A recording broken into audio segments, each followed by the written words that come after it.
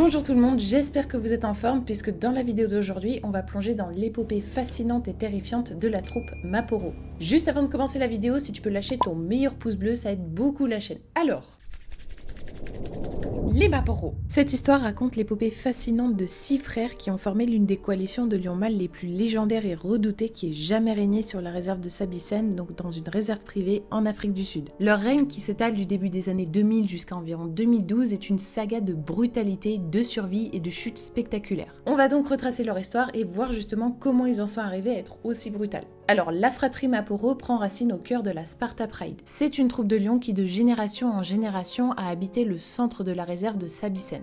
Et en 2022, la troupe a accueilli 10 nouveaux lionceaux, dont 5 petits mâles. Alors évidemment, à leur naissance, ces petits n'avaient pas de nom. Mais à mesure qu'ils grandissaient, on a commencé à leur donner des noms. Je vous présente donc Scar, Pretty Boy, Rasta, Kinky Tail et Mr. T. Donc ces 5 petits mâles qui allaient devenir très célèbres sous le nom de Maporo présentaient déjà dès leur plus jeune âge vraiment des personnalités très distinctives. Certains étaient timides, d'autres plus curieux, et parmi les plus jeunes, 2 se démarquaient déjà par leur audace. Donc très prometteurs quant à devenir les dominants du groupe. Et dès leur plus tendre enfance, vous aviez 2 des frères, donc Mr. T et Kinky Tail, qui formaient déjà un duo inséparable, donc se distinguant nettement de leur aîné. Leur relation était tellement spéciale qu'il les rendait uniques au sein de la fratrie. Alors au sein de la troupe de Sparta Pride, donc le père des Mapogo, il était déjà très réputé pour sa force qui était assez impressionnante. Et lorsqu'il mangeait, il était préférable de ne pas s'approcher sous peine de recevoir de sévères réprimandes. Parmi les jeunes lionceaux des Maporo, l'un d'eux ne semblait pas du tout intimidé et osait même s'aventurer à partager le repas de son père. Et les spécialistes suspectaient déjà que ce petit lionceau audacieux, ça pouvait être que soit Mr. T, soit Kinky Tail. Ce comportement précoce était déjà un signe que ces jeunes lions, s'ils restaient unis, étaient destinés à accomplir de grandes choses. Accomplir de grandes choses à condition qu'ils atteignent l'âge adulte, parce qu'il faut savoir que dans la nature, les lionceaux ont un taux de survie d'à peu près 20%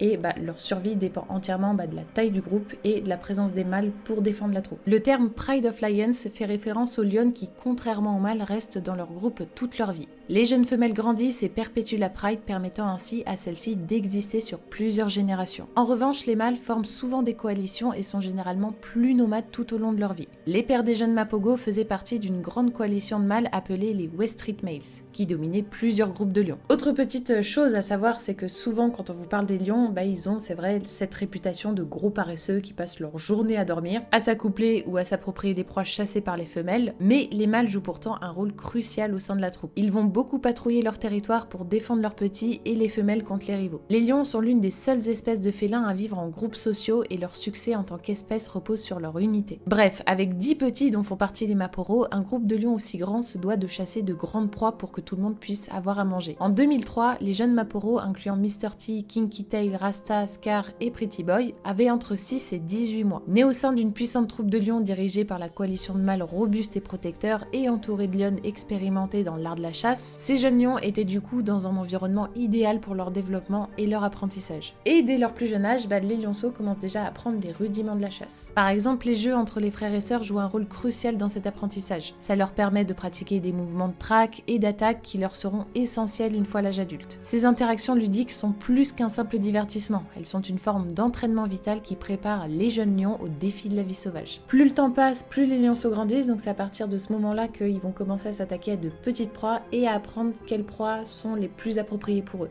Et cette période est cruciale car elle leur permet d'affiner leur technique de chasse et de comprendre quelles proies sont les plus accessibles et lesquelles sont à éviter. Grâce à l'expérience de leur mère et de la protection offerte par la coalition des mâles, les jeunes Maporo étaient bien équipés pour faire face aux défis de la savane.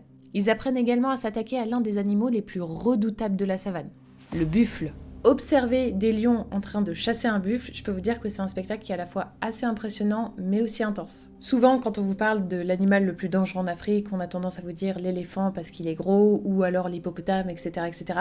Mais je peux vous assurer que tout le monde en Afrique ou ceux qui ont de l'expérience en Afrique, les guides, les habitants, tous se méfient du buffle. C'est un animal qui a une force qui est assez colossale, qui a des cornes qui sont tout de même acérées, donc ça peut représenter un danger mortel pour les lions. Donc oui, pendant une chasse, vous avez des risques de blessures graves des deux côtés. Pour les jeunes Maporos, se retrouver au cœur de tels affrontements durant leur apprentissage était crucial. Ces expériences les confrontaient à la réalité de la chasse de certaines proies. Et dans leur apprentissage, c'est essentiel que ces lions prennent en compte que toutes les proies ne sont pas aussi faciles à attraper, qu'il y a des proies qui peuvent leur causer des blessures mortelles, voire la mort. Donc cet apprentissage est vraiment crucial pour leur survie future. Ces défis leur permettaient non seulement de développer leur force et leur agilité, mais aussi de comprendre l'importance de la coopération et de la stratégie dans la chasse en groupe. Ces leçons apprises en affrontant un adversaire aussi redoutable que le buffle sont vraiment indispensables pour devenir des chasseurs accomplis et pour assurer la pérennité de la coalition. Donc comme je vous disais, les buffles, faut s'en méfier et c'est pas seulement des proies. Ces proies peuvent également devenir des prédateurs, surtout lorsqu'elles détectent la présence de jeunes lions cachés dans les herbes. En effet, les buffles sont connus pour leur capacité à contre-attaquer avec une grande violence, allant jusqu'à charger et piétiner les lions pour les blesser ou les tuer. Mais malgré les nombreux dangers et les défis inhérents à leur environnement, Mr. T, Rasta, Kinky Tail, Scar et Pretty Boy ont réussi à survivre. Cette période de formation intense les a non seulement endurcis, mais aussi renforcé leur lien fraternel et leur capacité à travailler en équipe. Donc des atouts essentiels pour leur survie dans la savane. Vient l'année 2003 où vous avez un événement assez inhabituel qui a marqué la Sparta Pride quand vous aviez un lion inconnu qui a pénétré dans leur territoire. Alors normalement, l'arrivée d'un nouveau mâle sur un territoire représente un danger mortel pour les petits parce qu'il arrive que les nouveaux mâles qui reprennent le contrôle d'une troupe de lionnes tuent tous les petits des mâles précédents pour s'accoupler le plus rapidement possible et engendrer sa descendance le plus rapidement possible et ainsi propager ses gènes. Quant aux jeunes assez âgés, eux ont souvent pour seul recours la fuite pour échapper à une faim assez violente. Mais justement, à la surprise générale, cet intrus n'a pas tué les jeunes Maporos. De plus, ce nouveau mâle a été accepté par les femelles de la Pride, donc un comportement qui défie les normes habituelles observées chez les lions et qui pourrait bien être la première fois qu'un tel scénario est documenté. Dans la plupart des cas, on s'attendrait à ce que les mâles dominants de la troupe chassent ou même tuent cet intrus pour protéger leur lignée et leur position au sein de la Pride. Mais en fait, il s'est révélé que ce mâle, c'était Makulu, donc un des demi-frères des jeunes Maporos, donc c'était un mâle qui faisait déjà partie de la Pride, et en fait, il est juste revenu dans la troupe et c'est pour ça que les femelles l'ont accepté. Cette connexion familiale a permis à Makulu de s'intégrer rapidement et de devenir un an plus tard un membre à part entière de la Sparta Pride, jouant un rôle de grand frère pour les adolescents Maporos. Au cours de cette même année, les guides ont observé un lien particulièrement fort qui persistait entre Mr. T et Kinky Tail. Ces deux frères étaient devenus inséparables, formant un duo puissant au sein de la troupe. Mr. T avait émergé comme le mâle dominant, tandis que Kinky Tail agissait comme son bras droit. Leur relation était très solide, chacun veillant constamment sur l'autre, ce qui renforçait leur capacité à diriger et à protéger leur groupe. Mais la vie paisible ne dure jamais très longtemps chez les jeunes lions mâles. En 2004, une tournure significative des événements a changé le cours de la vie de Makulu et des jeunes Maporos. C'était l'heure d'être expulsés de leur troupe par leur propre père, les obligeant à adopter un mode de vie de nomade. Désormais, ils devaient se débrouiller seuls, chasser sans le soutien du groupe stable et naviguer sans territoire fixe tout en évitant les mâles dominants qui patrouillaient la région. Cette période dans la vie d'un lion est très souvent périlleuse et beaucoup n'y survivent pas. Mais les Mapogos, eux, avaient un avantage que beaucoup de lions n'avaient pas.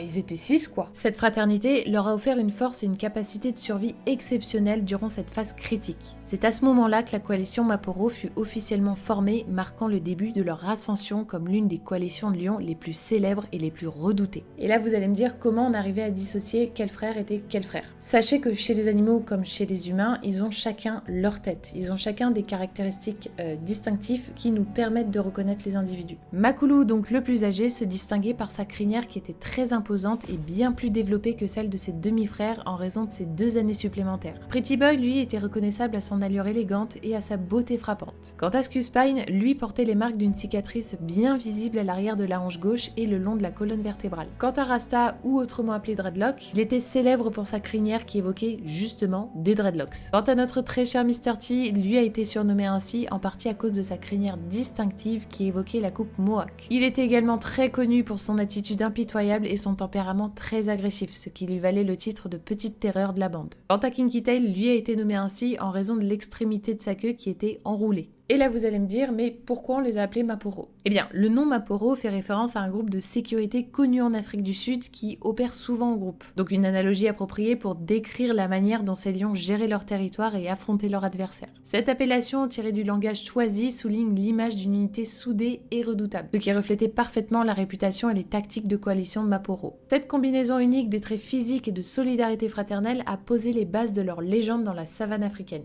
Lorsque de jeunes mâles lions tels que les Maporo quittent quittent leur troupe d'origine pour vivre de manière nomade, ils sont confrontés à de multiples défis. D'une part, la jeunesse peut les rendre totalement impulsifs et imprudents, ce à quoi s'associe un manque d'expérience qui peut les rendre maladroits lors de leur première tentative de chasse. La capacité de capturer leur première proie est cruciale pour leur survie, mais cet apprentissage peut s'avérer difficile. Dans les mois qui suivirent leur départ de la troupe, les jeunes lions devaient travailler dur pour perfectionner leurs compétences de chasseurs. Et vous vous en doutez, la clé de leur réussite reposait entièrement sur leur unité. Le fait de rester solidaires leur permettait d'attaquer et de maîtriser les proies plus grandes et plus difficiles à abattre, comme par exemple les buffles, qui nécessitent une approche stratégique et coordonnée. Mais malgré le nombre avantageux de 6 mâles dans une coalition, l'apprentissage de la chasse de telles proies, ça prend du temps. Les frères Maporo se sont progressivement spécialisés dans la chasse aux buffles, une compétence qui leur a permis non seulement de survivre, mais aussi de renforcer leur lien fraternel et leur réputation de redoutables chasseurs. Cette spécialisation a joué un rôle crucial dans leur ascension en tant que l'une des coalitions les plus puissantes et craintes de leur région.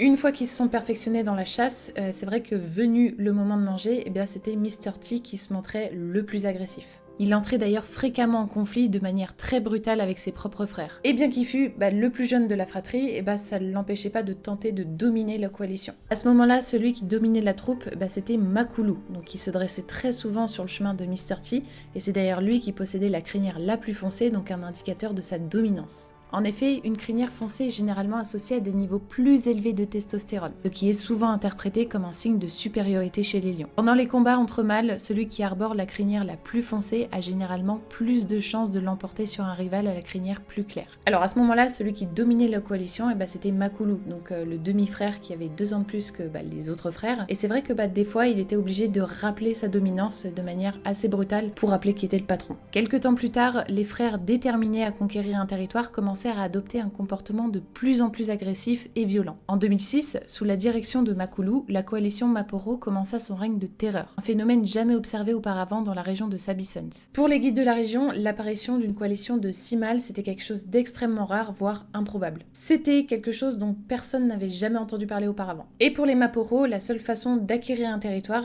c'était de s'en emparer par la force. Du coup, leur première confrontation s'annonçait cruciale. Et cette année-là, ils ont pénétré dans un territoire au nord de la région qui était alors occupée par 4 mâles dominants. Malgré les rugissements d'avertissement des 4 mâles dominants qui marquaient leur présence pour protéger leur territoire, les Maporo n'ont pas été dissuadés. Ils ont donc lancé une attaque déterminée contre ces mâles qui tentaient de défendre leur territoire ainsi que leur groupe de lionnes et leurs petits. Mais en vain, les Maporo étaient beaucoup trop puissants. La fratrie a donc réussi à tuer l'un des 4 mâles et les 3 autres, réalisant leur incapacité à rivaliser, ont pris la fuite avec leur groupe. Et c'est justement cette conquête de territoire qui fut significative pour les Maporo. C'est à ce moment-là qu'ils ont pris conscience de leur force dominante et ont commencé une série de prises de contrôle brutales. Et c'est à ce moment-là que débuta une ère de violence et de domination dans laquelle ils savaient que peu pouvaient leur résister. Je m'arrête donc là pour la première partie de l'histoire des Maporo, qui est une histoire qui est quand même assez longue, il y a quand même pas mal de choses à voir et qui est très intéressante, ne serait-ce que dans le comportement de ces animaux. Si ça vous a plu, n'hésitez pas à vous abonner, à mettre le pouce bleu et à mettre un commentaire. Et quant à nous, on se retrouve très bientôt pour la suite de l'histoire des Maporo.